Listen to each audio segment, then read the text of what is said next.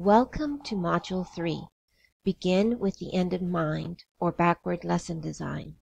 We will begin with Module 3A, which is an overview. Module 3B deals with the essential question, and Module 3C reviews the standards before you end the module with functional objectives and can-do statements. Backward lesson design is an effective way of clarifying lessons for you and for your students. I'm sure you've heard that if you don't know where you're going, you will not know if you have gotten there. For example, you could definitely plan a trip with or without a destination in mind. Without a destination, you're free to go and do as the moment dictates. And you might be the sort of person who enjoys impromptu adventure and who likes a bit of risk now and then. But the downside of those unexpected adventures, of that unplanned trip, is that you might not find a place to stay, have difficulty in finding and deciding where to eat. When it comes to planning lessons, this translates into classroom chaos.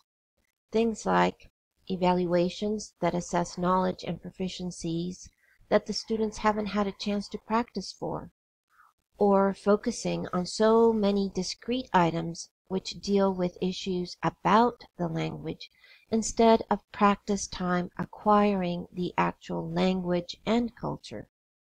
So, even though this module is small, it is a very important component of the basics of what you need to know to be the most effective teacher you can be. Just as it is important for us and our students to know where we're going before we start the journey, you deserve to know what will be expected of you in this module. You will create a functional objective for your final project, and you will also begin to think about your ideas for a culminating assessment. Now here's the magic and the key to understanding this information. The assessment mirrors your objective in a nearly perfect way. By the end of this module, you may feel comfortable posting your ideas, not just for the requirements for this module, but for the assessment as well, because the two are so closely reflective of each other. If you post something and decide to change it later, you can always do that. Our design is called backward because we're thinking from the very beginning about what our students need to know and be able to do at the end of the unit. Begin with the end in mind. Essential questions can be fairly simple, but they are very profound. Thinking about and creating appropriate essential questions can give you peace of mind in that you feel secure in your overarching purpose, which in turn helps you to make good decisions in the crafting of your lessons. Throughout this module, you should become thoroughly bombarded with the idea that the functional objective is closely related to the summative assessment. That is the major point of backward lesson design. As you develop activities in the effective instructional sequence, you can gauge whether or not each activity drives toward the end goal. The work we do in this module will help you with writing clear, effective, and fair objectives so that at the end of the unit you will be able to accurately assess what the students know and can do, based on the tasks that have been assigned throughout. So making a serious and determined effort to master the elements of writing functional objectives will provide clear, effective, and fair sequence of input and activities for your students, and will relieve you of second guessing when it comes time to assess their progress. However, even if you become very comfortable with writing quality functional objectives, you may be wondering about rubrics for the summative assessment. We will deal with those in Module 6.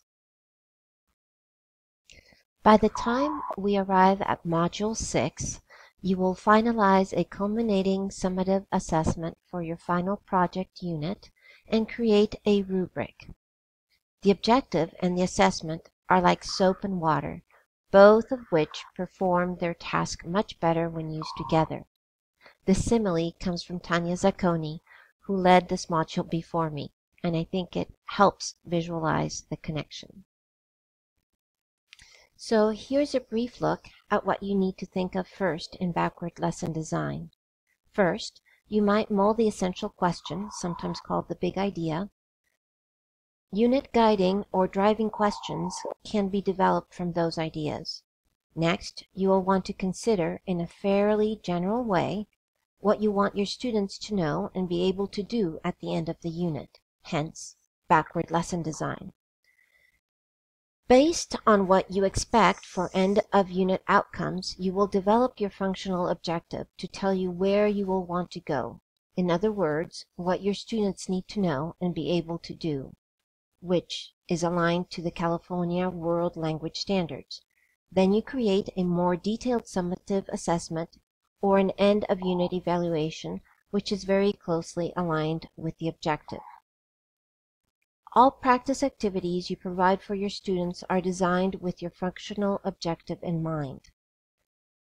Now you have a clear guide and basis for every decision you make in planning. This is the end of Module 3A. You will learn more about the essential question, otherwise known as the big idea, in Module 3B.